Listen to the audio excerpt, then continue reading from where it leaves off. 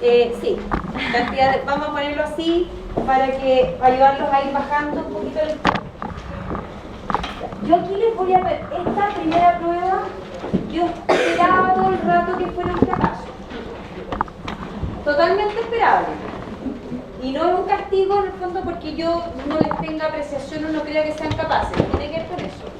Sino que tiene que ver con la metodología y la medición de lo que yo estoy tratando de generar en ustedes. ¿Ya? Entonces me topo con cosas que yo ya espero que van a aparecer. Primer elemento complejo. Escribir más no necesariamente implica explicar bien. Por lo tanto, tengan cuidado con no convertirse en relatores de situaciones descriptivas, porque eso lo confunden. Yo les digo, analicen y me cuentan toda la historia. Y yo digo, ¿dónde está el análisis? Me pierdo, lo vuelvo a leer y empiezo de arriba y a ver, aquí me puso algo interesante. Y lo empiezo a leer y devuelvo y digo ya, ¿y con qué lo concatena? Y no encuentro el eslabón siguiente o el anterior. Entonces me aparecen que hay como pequeñas frases que aparecen como si que se hubieran iluminado en ese momento y entendieron ese elemento, pero después también se desapegan de la pregunta del enunciado, o sea, no siguen el orden lógico. Hay un tema de construcción de la respuesta que no la están logrando saber llevar. Entonces les explico, voy a darles ejemplos concretos. Por ejemplo, en la primera pregunta que yo preguntaba esta cosa del second best, eso salía bastante bien articulado en el capítulo del Krugman, que hablaba del comercio internacional. Cuando una economía decide abrir, ¿no es cierto?, sus condiciones de producción al comercio internacional, ¿ya?, es porque de alguna manera pasan una de dos cosas. Hay algún tipo de ventaja claramente establecida en el proceso productivo que hace que el bien sea tremendamente atractivo de ser producido domésticamente y que comparativamente con otros países se vuelve atractivo en términos de precio y costo porque es mucho más eficiente en la economía donde lo estamos haciendo. Y lo otro que suele pasar es que, porque esto es la típica definición microeconómica del comercio internacional, es que el precio doméstico, que de alguna manera refleja eficiencia relativa por costos, define un proceso de producción interna que es menor al espacio o a la brecha de demanda. Entonces aquí tengo una cantidad demandada y una cantidad ofrecida. Y cuando los oferentes suelen encontrar esas brechas entre la oferta y la demanda, generalmente venden mayor producción afuera, porque domésticamente el precio es muy barato. Y lo que pasa con los mercados que no son en el fondo perfectamente competitivos, que es la gran mayoría de los mercados, todos prácticamente, algunos con más grados de competencia, otros con menos grados de competencia.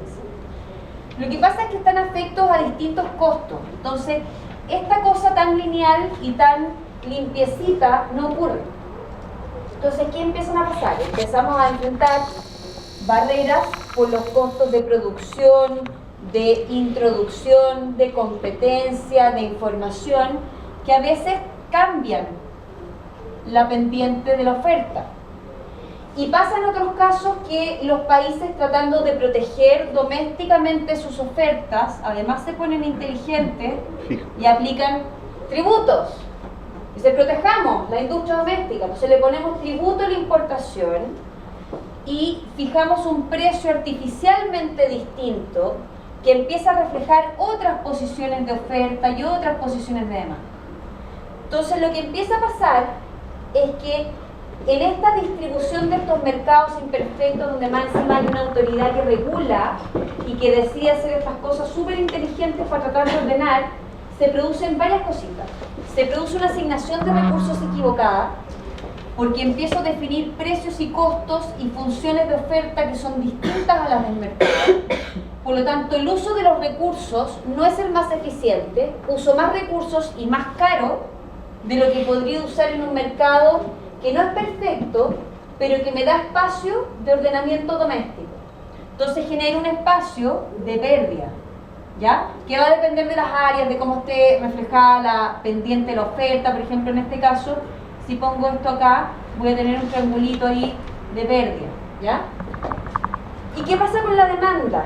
Los consumidores, por preferencia, siempre buscan, ojalá, consumir más al mínimo precio. Si yo pongo tarifas, si pongo trabas y costos y estructuro una producción o una asignación de oferta distinta, eso se refleja en precios. Y finalmente lo que le pasa al consumidor es que termina consumiendo menos de lo que quiere consumir y se ubica en un punto donde también tiene pérdida social, porque está dispuesto a pagar otro precio para consumir más volumen y no puede llegar a él porque la estructura imperfecta lo determina en una posición que es completamente inviable para maximizar el beneficio del consumidor. Entonces, deterioro el excedente y el consumidor o el bienestar desde el punto de vista de los que demandan, y deterioro el uso de los recursos y la asignación desde lo que producen. Raya para la suma, efectos sobre la sociedad empeorado respecto al punto anterior. Entonces, el problema de funcionar con un second best que busca como mejorar la distribución del comercio es que meto la mano al mercado tratando de regular ciertos comportamientos a través de incentivos que pueden ser como zanahorias o garrotes, ¿ya? Pero cuando hago eso, dejo peor la distribución de los recursos, porque termino alterando de manera mucho más fuerte el efecto de costo y beneficio del análisis tanto del consumidor como del productor. Entonces, ese es el gran problema que tiene el second best dentro del comercio internacional. Que si bien uno con comercio sabe que puede absorber cierto consumo con un mercado distinto al doméstico, que es uno de los principales beneficios que tiene el comercio internacional, cuando lo distorsiono con barreras distintas y le pongo precios relativos diferenciados, artificialmente convenidos, termino afectando la distribución de los recursos de una manera súper significativa, ¿ya?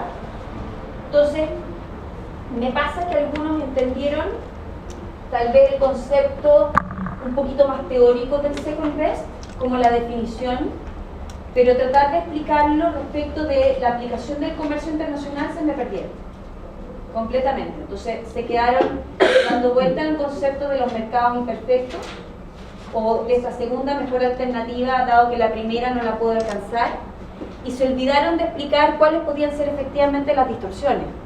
La economía, y en esto por eso les digo, yo sé que tiene un montón de teoría que puede ser explicada con análisis reflexivo. Hay gente que se dedica al análisis económico y nada más. Pero está sustentada en una estructura que no tiene que ser cuestionable. Si yo doy mi opinión y doy juicios de valor, es cuestionable porque es mi opinión y es mi juicio de valor. Entonces, para poder llevarlo a un estatus de análisis objetivo, tengo que construirlo con herramientas que tengan la mínima capacidad de ser cuestionadas. Mínima. No existe nada que sea absolutamente no cuestionable, pero mínimamente cuestionable es la idea, ¿ya? Por ejemplo, la pregunta 2, cuando les pregunto sobre la comunidad andina, ¿cuál era el objetivo de esa pregunta? El objetivo era la distorsión, porque tengo 4 economías, 5, Bolivia, Colombia, Ecuador, Perú y Venezuela, que transaban bienes entre ellos para mejorar la amplitud de los mercados, ¿cierto? Y antes de establecer el acuerdo, los tipos arancelarios eran distintos. Parte del acuerdo era tratar de llegar a un sistema de aranceles donde todos fueran bajando progresivamente, y lo que mostraba el cuadrito era el grado de cumplimiento por país. Entonces, por ejemplo, el grueso del cumplimiento estaba en el nivel del arancel 5, donde los principales cumplidores eran Colombia y Ecuador, y Venezuela.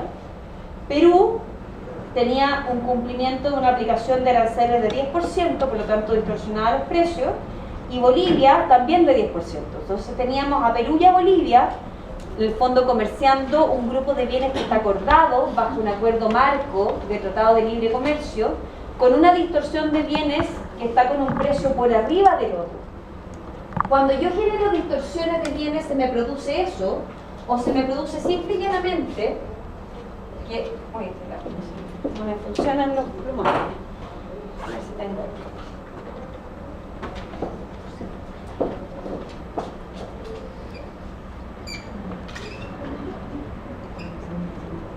cuando uno tiene un mercado, una economía, ¿no es cierto?, que va produciendo y yo le aplico un arancel, generalmente el arancel me provoca rápidamente un ajuste de oferta. Y esto genera una distorsión local, ¿no es cierto?, en base al modelo de recaudación del Estado, el precio que asume el consumidor, el precio del productor, con una pérdida equivalente al efecto de la elasticidad que enfrenten cada una de las funciones de oferta y de demanda.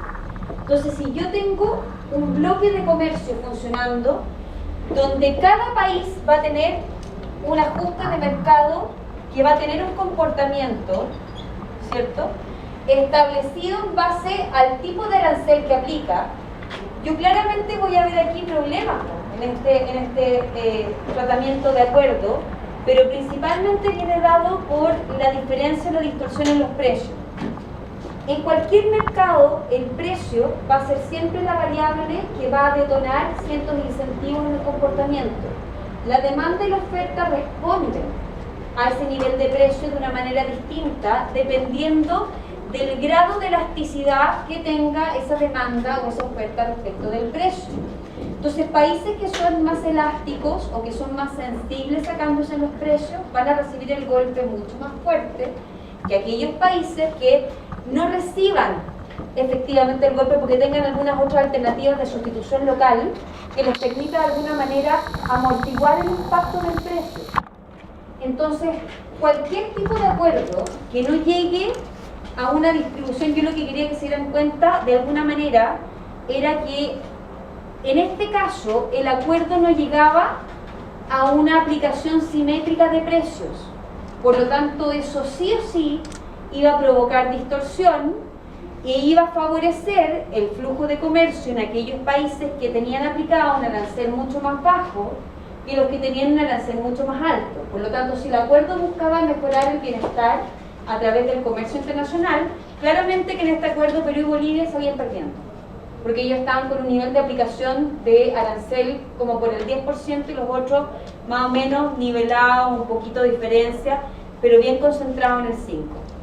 Yo me acuerdo cuando Chile, con el resto de los países del Mercosur, ustedes saben que nosotros teníamos aranceles con Argentina, con Uruguay, con Perú, con Brasil, y se llegó a establecer un acuerdo que a partir del año 99, creo que fue, progresivamente el arancel iba a converger a cero. El año 2002 o 2003 ya los aranceles de todos los productos convenidos dentro del acuerdo Mercosur llegaron a cero. Por lo tanto, es un espacio de comercio donde hay ciertos beneficios particulares de la transacción de las personas, los bienes, las aduanas y otro tipo de registros que permite una facilidad en el flujo. Y eso hace que el comercio dentro del bloque sea mucho más fluido. Por eso es que podemos viajar a Argentina, a Perú, a veces con carnet. No necesitamos llevar pasaporte, porque hay un cierto grado de permiso para este movimiento entre un lado y otro. ¿Ya?